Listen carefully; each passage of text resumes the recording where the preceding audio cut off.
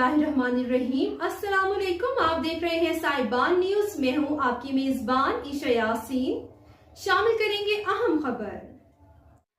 और अब रुख करते हैं सियालकोट का, जहां मारूफ सियासी शख्सियत general secretary Muslim League Noon labour wing city Sialkot Shahzad Kuwaiti ने vice chairman overseas Pakistani commission Punjab barrister Amjad Malik से मुलाकात की और उनको ओहदा संभालने पर मुबारकबाद दी और नेक तमन्नाओं का इजहार किया। उन्होंने कहा कि बैरिस्टर अमजद मलिक हर दिल अजीज शख्सियत हैं और मुस्लिम लीग नून का बहुत बड़ा सरमाया है। उन्हीं की कोशिश और मेहनतों का नतीजा है कि आज मुस्लिम लीग नून की तंजीमें 37 ममालिक में ऑफिशियल नोटिफिकेशन के साथ भरपूर काम कर रही हैं। Vice chairman overseas Pakistani commission barrister Amjad Malik की दरख्वास्त पर ओवरसीज पाकिस्तानियों की कसीर तादाद ने बैरून ममालिक से ज़र मुबादला भेजकर मुल्की मईशत को सहारा दिया है।